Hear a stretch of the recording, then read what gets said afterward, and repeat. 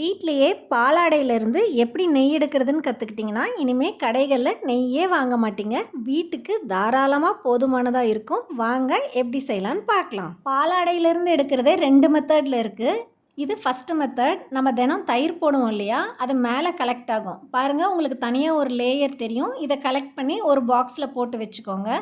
இந்த தயிர் இப்போ தான் பெற ஊற்றி எடுத்ததுனால இது அப்படியே ஃப்ரெஷ்ஷாக இருக்குது. ஒருவேளை இந்த தயிரை நீங்கள் ஃப்ரிட்ஜில் வச்சுருந்தீங்க அப்படின்னா தனியாக ஒரு லேயரே அழகாக ஃபார்ம் ஆகும். நீங்கள் எடுக்கிறதுக்கு ரொம்ப ஈஸியாக இருக்கும். நான் இந்த பாக்ஸ் யூஸ் பண்ணுறேன். இந்த பாக்ஸ் நிறையிற வரைக்கும் தினம் கலெக்ட் பண்ணி வைப்பேன். நீங்களும் ஏதோ ஒரு கண்டெய்னர் வச்சுக்கோங்க. அந்த கண்டெய்னர் நிறையிற வரைக்கும் நீங்கள் கலெக்ட் பண்ணுங்கள். இது அடுத்த நாளைக்கான தயிர் ஃப்ரெஷ்ஷாக இருக்குது. இதில் இருக்கிற மேலே இருக்க லேயரும் கலெக்ட் பண்ணி இந்த பாக்ஸில் போட்டுக்கிறேன். ரெண்டாவது மெத்தட் என்னன்னு பார்த்தீங்கன்னா, தினம் நம்ம பால் காய்ச்சும் போது பாலாடை மேலே வரும் இல்லைங்களா, அதை தனியாக ஒரு பவுலில் கலெக்ட் பண்ணி அந்த பாலாடையை பெற ஊற்றி இந்த மாதிரி கலெக்ட் பண்ணிக்கலாம். பால் நல்லா காய வச்சு ஆற வச்சதுக்கப்புறம் பார்த்தீங்கன்னா மேலே அழகாக ஒரு லேயர் ஃபார்ம் ஆகும். அதுதான் பாலாடை. அதெல்லாம் இந்த பவுல் நிறைய நான் கலெக்ட் பண்ணி வச்சுட்டு பெற ஊற்றியிருக்கேன். அது தயிராக மாறினதுக்கப்புறம் கொஞ்சம் நேரம் நான் ஃப்ரிட்ஜில் எடுத்து வச்சுருக்கேன். இப்போ பாருங்கள், இது ரொம்ப நல்லா கட்டியாக இருக்கும். இதை நல்லா எடுத்தோம் அப்படின்னா நல்லா க்ரீமி டெக்ஸ்சர் வரும். இதையும் கலெக்ட் பண்ணி நம்ம கண்டெய்னரில் வச்சுக்கலாம். இந்த பாலாடையை நம்ம பிரியாணிக்கு யூஸ் பண்ணோன்னா இன்னும் டேஸ்ட்டாக இருக்கும். நம்ம தயிர் ஊற்றி மேரினேட் பண்ணி வைப்போம் இல்லைங்களா பிரியாணிக்கு, அப்போது இது ஒரு ஸ்பூன் ஆட் பண்ணோம் அப்படின்னா இன்னும் டேஸ்ட் சூப்பராக இருக்கும்.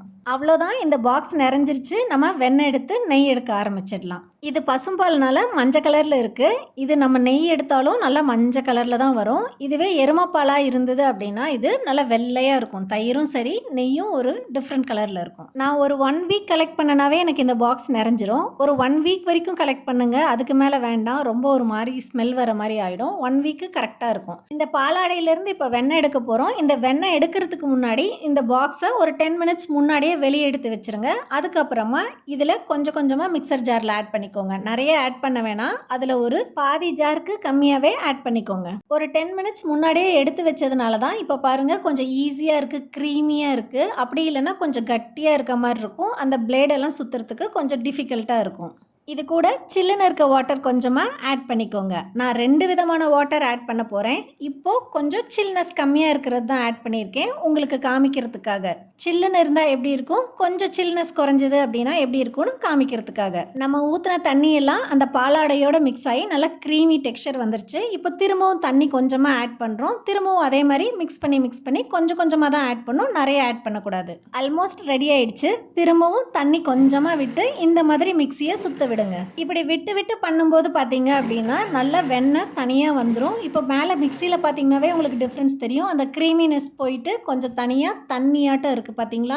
இந்த சமயத்தில் ஒரு 1 மினிட் கண்டினியூஸாகவே மிக்சியை ஓட விட்டுருங்க. பாருங்கள், நல்லாவே உங்களுக்கு டிஃப்ரென்ஸ் தெரியும். தண்ணியாட்டம் ஆயிடுச்சு. இப்போ வெண்ணெயெல்லாம் தனியாக அந்த பாலாடையிலேருந்து தனியாக வர ஆரம்பிச்சிடும். இப்போ ஓப்பன் பண்ணி பார்த்துடலாம். இன்னமும் கொஞ்சம் க்ரீமியாக தான் இருக்குது. அதனால் இன்னும் ஒரு 1 மினிட் எக்ஸ்ட்ராவாக ஓட விடலாம். தண்ணி எதுவும் சேர்த்த வேண்டாம், அப்படியே ஒரு 1 மினிட் ஓட விடுங்க. உங்களுக்கே நல்ல டிஃப்ரென்ஸ் தெரியும். சவுண்ட் கூட வேறு மாதிரி கேட்கும். இப்போ நல்லா ஓட விடும்போது பார்த்திங்கன்னா அந்த தண்ணியும் வெண்ணெயும் நல்லா பிரிஞ்சு வர்றது உங்களுக்கே தெரியும். அவ்வளோதான், ரெடி ஆயிடுச்சு. இப்போ இதை மாற்றுறதுக்கு ஒரு பெரிய பாத்திரமாக எடுத்துக்கோங்க. நம்ம ரொம்ப சில்லுன்னு இருக்க வாட்டர் ஆட் பண்ணல, கொஞ்சம் மைல்டாக தான் ஆட் பண்ணோம். அதனால தான் உங்களுக்கு இந்த வெண்ணெயும் இந்த மோரும் கொஞ்சம் கலந்த மாதிரி இருக்குது. பாருங்கள், வெண்ணெய் தனியாக மோர் தனியாக இருக்குது. இந்த மாதிரி தான் வெண்ணெய் எடுக்கணும். இதே மாதிரி மிச்சம் கண்டெய்னரில் வச்சுருந்த எல்லா பாலாடையும் கொஞ்சம் கொஞ்சமாக போட்டு எடுத்துக்கலாம். இப்போ செகண்ட் பேட்ச் ரெடி பண்ணிடலாம். செகண்ட் பேட்ச் எடுத்தாச்சு. இந்த மாதிரி தான். இதுலேயும் நான் நார்மல் வாட்டர் தான் யூஸ் பண்ணியிருக்கேன். ரொம்ப சில்லுன்னு இருக்க வாட்டர் ஆட் பண்ணாமல் கொஞ்சம் மைல்டாக யூஸ் பண்ணோம் அப்படின்னா இந்த மாதிரி தான் வெண்ணெயும் மோரும் கலந்தே இருக்கும். இதுக்காக நீங்கள் ஃபீல் பண்ண தேவையில்லை. ஃபஸ்ட் டைம் ட்ரை பண்ணும்போது நீங்கள் அதிகமாக மிக்சியை சுத்த விட்டுட்டிங்கனாலும் இந்த மாதிரி இருக்கும், ஒன்றும் பிரச்சனை இல்லை. இப்போ இந்த செகண்ட் பேட்சையும் அந்த பாத்திரத்தில் மாற்றிக்கலாம். இப்போ பாருங்கள், ஊற்றுனாவே உங்களுக்கு அந்த டிஃப்ரென்ஸ் தெரியும். வெண்ணெயும் மோரும் தனித்தனியாக இருக்கிறது. இது யார் வேணாலும் ட்ரை பண்ணலாங்க. பிகினர்ஸ் கூட ட்ரை பண்ணலாம். ரொம்ப ஈஸி தான். ஒன்ஸ் நீங்கள் இந்த மாதிரி செஞ்சு பழகிட்டீங்க அப்படின்னா நீங்கள் கடையில் வெண்ணெயும் வாங்க மாட்டீங்க, நெய்யும் வாங்க மாட்டீங்க. இப்போது மிச்சம் இருக்கிற பாலாடையை 3rd பேட்சாக போட்டுக்கலாம். இப்போது நான் ரொம்ப சில்லுன்னு இருக்க வாட்டர் தான் ஆட் பண்ண போகிறேன். பாருங்கள், இந்த பாக்ஸ் ஃபுல்லாக இருக்கிறத நான் 3 பேட்சாக போட்டு எடுத்திருக்கேன். கொஞ்சம் கொஞ்சமாக போட்டு எடுக்கும்போது தான் நல்லா வெண்ணெய் திரண்டு வரும். ஒருவேளை நம்ம ஜாஸ்தி போட்டோம் அப்படின்னா மிக்சர் ஜார்க்குள்ளே ஸ்பேஸ் இருக்காது, ஓவர்ஃப்ளோ தான் ஆகும். ஒருவேளை உங்களால் ஒரு வாரத்துக்குள்ளே இவ்வளோ பாலாடை கலெக்ட் பண்ண முடியலனாலும் பரவாயில்லைங்க, பிரச்சனை இல்லை. உங்களால் எவ்வளோ முடியுமோ அவ்வளோ கலெக்ட் பண்ணி 1 வாரத்துலேருந்து 10 நாளைக்குள்ளே இந்த ப்ராசஸில் நீங்கள் வெண்ணெயை எடுத்து வச்சுக்கோங்க. வெண்ணெய் கொஞ்சம் நிறைய சேர்ந்ததுக்கு அப்புறமா நம்ம நெய் காய்ச்சிக்கலாம். இப்போ 3rd பேட்ச்சில் நான் ரொம்ப சில்லுன்னு இருக்க தண்ணி தான் ஆட் பண்ணியிருக்கேன். ஃபஸ்ட்டு சொன்ன மாதிரி கொஞ்சம் கொஞ்சமாக தண்ணி ஆட் பண்ணி க்ரீமி டெக்ஸ்சர் வர வரைக்கும் பார்த்தேன். அதுக்கப்புறமா திரும்பவும் தண்ணி கொஞ்சமாக ஆட் பண்ணி நல்லா சுத்த விடுறேன். மிக்சர் ஜாரோட லிட்டில் பார்த்தீங்கன்னாவே உங்களுக்கு தெரியும் அந்த டிஃப்ரென்ஸ். இன்னும் தண்ணியாட்டம் வரலை, இன்னும் கொஞ்சம் லைட்டாக க்ரீமியாக தான் இருக்குது. அதனால் இன்னமும் திரும்ப கொஞ்சமாக தண்ணி ஆட் பண்ணி திரும்பவும் சுத்த விடலாம். வெண்ணெய் திரண்டு வந்துருச்சு அப்படின்னாவே நம்மளோட மிக்சர் ஜாரோட லிட்டில் ஒட்டாமல் வரும். அப்படி ஒட்டிகிட்டே இருக்குது அப்படின்னாவே நம்மளுக்கு தெரிஞ்சுக்கலாம் இன்னும் அது வெண்ணெய் திரண்டு வரலன்னு. இப்போ பாருங்கள், நல்லா தண்ணியாட்டம் ஆயிடுச்சு. அதே சமயம் மிக்சர் ஜாரோட சவுண்டும் டிஃப்ரெண்ட்டாக கேட்க ஆரம்பிக்கும், சலசலன்னு இருக்கும். அவ்வளோதான், வெண்ணெய் நல்லா திரண்டு வந்துருச்சு.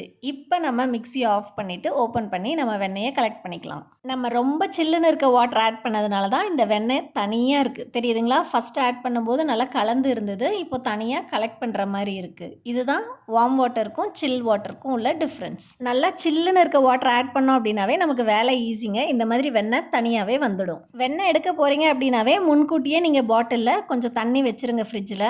பாருங்கள் எவ்வளோ அழகாக தனியாக இருக்குது. இப்போ ஊற்றணும் அப்படின்னாவே மோர் தனியாக இருக்கும், வெண்ணெய் தனியாக இருக்கும். தெரியுதுங்களா உங்களுக்கு டிஃப்ரென்ஸ் வார்ம் வாட்டருக்கும் சில் வாட்டருக்கும்? இப்போது இது கூட கொஞ்சம் நம்ம ஐஸ் க்யூப்ஸ் ஆட் பண்ணிக்கலாம். ஏன்னா நம்ம ஃபஸ்ட்டு 2 பேட்ச் கொஞ்சம் நார்மலான வாட்டர் தான் ஆட் பண்ணோம். அதுக்கு சில்னஸ் கொடுக்கறதுக்காக கொஞ்சம் ஐஸ் க்யூப்ஸ் இதில் ஆட் பண்ணிக்கிட்டோம் அப்படின்னா இது ஃபுல்லும் சில்லுன்னு ஆகிடும். இதை நல்லா இப்போ கலந்து கொடுங்க. இது கலந்து கொடுக்கும்போது ஃபஸ்ட்டு நம்ம மிக்ஸ் ஆகிருந்த வெண்ணெயெல்லாம் இப்போது இதுவும் தனியாக வர ஆரம்பிக்கும். இப்போ நல்லா சில்லுன்னு ஆயிடுச்சு. இப்போ நம்ம வெண்ணெயை தனியாக எடுக்கிறதுக்கு நம்ம கை யூஸ் பண்ணிக்கலாம், அதுதான் கொஞ்சம் கன்வீனியண்ட்டாக இருக்கும். இப்போ கையில் கொஞ்சம் கொஞ்சமாக உருண்டைகளாக பிடிச்சிக்கலாம். இந்த மாதிரி உருட்டி உருட்டி எடுத்துக்கோங்க. இது ரொம்ப சாஃப்டாக இருக்கனால என்ன ஆகும்னா கொஞ்சம் ப்ரெஸ் பண்ணோம் அப்படின்னா உள்ளே இருக்க மோரெல்லாம் அழகாக வெளியே வந்துடும். பாருங்கள், எல்லாம் வெளியே வந்துடுது.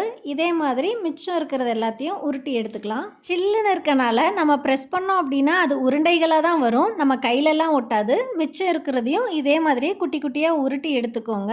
கொஞ்சமாக ப்ரெஸ் பண்ணுங்கள், உள்ளே இருக்க மோரெல்லாம் அழகாக வெளியே வந்துடும். ஒருவேளை நீங்கள் உருட்டி எடுக்கிறதுக்குள்ளே சில்னஸ் குறைஞ்சிது அப்படின்னா இன்னும் ஒரு 2-3 ஐஸ் க்யூப்ஸ் ஆட் பண்ணிக்கோங்க. அப்போ தான் நல்லாயிருக்கும் உருண்டை பிடிச்சு எடுக்க. பாருங்கள், நம்ம என்ன ஷேப்பில் பிடிச்சு எடுத்தோமோ அதே ஷேப்பில் தான் இருக்குது. வெண்ணெயெல்லாம் கம்ப்ளீட்டாக எடுத்தாச்சு. இது ஒரு 2-3 நாளைக்குள்ளேயே எடுத்த மோர் அப்படின்னா இதை குடிச்சிக்கலாம், ஒன்றும் பிரச்சனை இல்லை. இது 1 வாரம் ஆயிடுச்சு, அதனால் இதை நான் மோர் மிளகாய் செய்கிறதுக்கு யூஸ் பண்ணிக்குவேன். நம்ம இந்த வெண்ணெயை நல்லா ப்ரெஸ் பண்ணி எடுத்திருந்தாலும் இந்த வெண்ணெய்க்குள்ளே நிறைய மோர் இருக்கும். இப்போ இதை கழுகுறதுக்காக சில் வாட்டரை திரும்ப ஆட் பண்ணி இந்த மாதிரி ப்ரெஸ் பண்ணி கொடுக்க போகிறோம். பாருங்கள், இந்த தண்ணி கொஞ்சம் கலங்கலாக இருக்கு இல்லையா, இது எல்லாமே மோர் தான். நான் இதே பாத்திரத்தில் நெய் காய்ச்சறதுனால இந்த பாத்திரத்துலேயே இப்படி ப்ரெஸ் பண்ணி எடுத்துக்கிறேன். நல்லா இப்படி ப்ரெஸ் பண்ணி கொடுத்தீங்க அப்படின்னா உள்ளே இருக்க எல்லா மோரும் வந்துடும். வெண்ணெயை தனியாக உதிர்த்து விட்டுறாதீங்க, இந்த மாதிரி ஒட்டுக்காவே இருக்கட்டும். இந்த மாதிரி கொஞ்சம் கொஞ்சமாக ப்ரெஸ் பண்ணி கொடுத்தீங்க அப்படின்னா உள்ளே இருக்க எல்லா மோரும் வெளியே வந்துடும். இந்த மாதிரி எல்லா சைடும் நல்லா திருப்பி விடுங்க. நல்லா ப்ரெஸ் பண்ணி கொடுத்தீங்க அப்படின்னா உள்ளே இருக்க மோரெல்லாம் க்ளீனாக வெளியே வந்துடும். இப்போது இந்த வெண்ணெயை நல்லா பாத்திரத்தோட ப்ரெஸ் பண்ணி கொடுங்க. அப்போ தான் தண்ணி வடிக்கிறதுக்கு நமக்கு கொஞ்சம் ஈஸியாக இருக்கும். கலங்கலாக இருக்க இந்த மோர் தண்ணியை இன்னொரு பாத்திரத்தில் வடித்து எடுத்துடலாம்.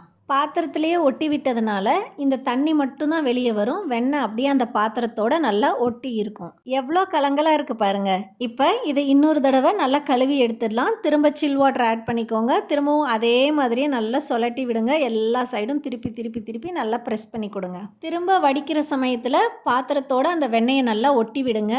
இப்போது கலங்கள் கொஞ்சம் கம்மியாக இருக்குது, தெரியுதுங்களா? இப்போ இன்னொரு தடவை 3rd டைம் திரும்பவும் அதை கழுவி எடுத்துக்கலாம். இப்போ ஒரு 2-3 ஐஸ் க்யூப்ஸ் ஆட் பண்ணிக்கலாம். 3 முறையிலேருந்து 4 முறை இதே மாதிரி நல்லா க்ளீன் பண்ணிங்க அப்படின்னா சுத்தமான வெண்ணெய் நமக்கு கிடச்சிரும். நீங்கள் வேணால் ஒரு பாக்ஸில் ஸ்டோர் பண்ணி சப்பாத்திக்கு மற்ற டிஷ்ஷஸ்க்கெல்லாம் யூஸ் பண்ணிக்கலாம். சில் வாட்டர் ஆட் பண்ணதுனால பாருங்கள் உருட்டுனா அழகாக வருது. அவ்வளோதான், இதுக்கு மேலே வாஷ் பண்ண வேண்டாம். தண்ணியும் கொஞ்சம் கிளியராக இருக்குது. இப்போது திரும்ப இந்த வெண்ணெயெல்லாம் பாத்திரத்தோடு நல்லா ப்ரெஸ் பண்ணி விடுங்க. இப்போ இந்த தண்ணியை வடித்து எடுத்துடலாம். இந்த பாத்திரத்தை டைரெக்டாக கேஸ் மேலே வச்சிட வேண்டியதான். ஆன் பண்ணிக்கோங்க. இப்போது இந்த வெண்ணெயெல்லாம் உருகி நெய்யாக போகுது. பாருங்கள், நல்லா நுர கட்டுது. வெண்ணெயெல்லாம் உருகிற வரைக்கும் மீடியம் ஃப்ளேமில் வைங்க. அதுக்கப்புறம் சிம்மில் வச்சுருங்க. மெதுவாக நெய் காயட்டும். பாருங்கள் எவ்வளோ மஞ்சளாக இருக்குது. சைடில் இருக்க நுரையெல்லாம் இப்படி உள்ளே தள்ளி விடுங்க. கொஞ்சம் நேரத்துக்கு ஒருக்க இந்த மாதிரி நல்லா கிளறி விடுங்க. இது நம்ம வீட்லேயே செய்கிறதுனால நல்ல மணமாகவும் இருக்கும், நல்ல டேஸ்ட்டாகவும் இருக்கும். நல்லா கொதிக்குது பாருங்கள். கொஞ்சம் கலர் சேஞ்ச் ஆகுது, லைட்டாக ப்ரௌன் கலர் ஆகுது. தீய விட்டுறாதீங்க, கொஞ்சம் மெதுவாகவே வச்சு இந்த மாதிரி கிளறி கொடுத்துக்கிட்டே இருங்க. இந்த நுரையெல்லாம் அடங்குற வரைக்கும் காய்ச்சணும். அதே சமயத்தில் நம்ம நல்லா கழுகினதுனால ஊற்றுறதால கீழே எந்த ஒரு அழுக்கும் இல்லாமல் வண்டல் இல்லாமல் நீட்டாக கிடைக்கும். நுரையெல்லாம் கொஞ்சமாக அடங்க ஆரம்பிக்குது. சைடில் பாருங்கள், கொஞ்சம் அதெல்லாம் அப்படியே கிளறி கொடுங்க. அப்படியே நல்லா கிளறி விட்டீங்க அப்படின்னாவே உங்களுக்கு நல்ல தெளிவான நெய் கிடைக்க ஆரம்பிக்கும். பக்கத்துலேயே இருங்க. ஒரு 10 மினிட்ஸ் தான் ஆகும். இதுவும் ரொம்ப நேரம் எடுக்காது. இந்த மாதிரி நல்லா கிளறி கொடுத்தீங்க அப்படின்னா இந்த மாதிரி கலர் சேஞ்ச் ஆகும். இந்த மாதிரி கலர் சேஞ்ச் ஆனதும் ஆஃப் பண்ணிடுங்க. உங்ககிட்ட ஃப்ரெஷ்ஷான முருங்கைத்தழை 2 கொத்து இருந்ததுன்னா இதில் போட்டுட்டு அப்புறமா இறக்கிடுங்க. அந்த ஸ்மெல் இன்னும் சூப்பராக இருக்கும். அதை நம்ம சாதத்தோட பிசைஞ்சு சாப்பிட்டா இன்னும் டேஸ்ட்டாக இருக்கும். அவ்வளோதான், நெய் ரெடி ஆயிடுச்சு. இப்போது அது ஆறுனதுக்கு அப்புறமா ஒரு பாத்திரத்தில் ஒரு வடி வச்சு இந்த மாதிரி வடித்து எடுத்துக்கோங்க. பாருங்கள், நம்ம 3 தடவை கழுவுனாலுமே வண்டல் இருக்க தான் செய்யுது. இப்போது நம்ம ஒரு வேளை முருங்கைத்தழை ஆட் பண்ணியிருந்தோம் அப்படின்னா வண்டல் முருங்கைத்தழை மிச்சம் இருக்கும். அது கூட கொஞ்சமாக உப்பு ஆட் பண்ணி சுடுசாதத்தில் போட்டு சாப்பிட்டா அட்டகாசமாக இருக்கும். இந்த ப்ராசஸ் பார்க்குறதுக்கு வேணால் பெருசாக தெரியும். ஒன்ஸ் ட்ரை பண்ணிட்டீங்க அப்படின்னா ரொம்ப ஈஸி தான். வீட்லேயே சுத்தமான நெய் ரெடி. எப்படி இருந்துச்சுன்னு செஞ்சு பார்த்துட்டு கமெண்ட் பண்ணுங்கள்.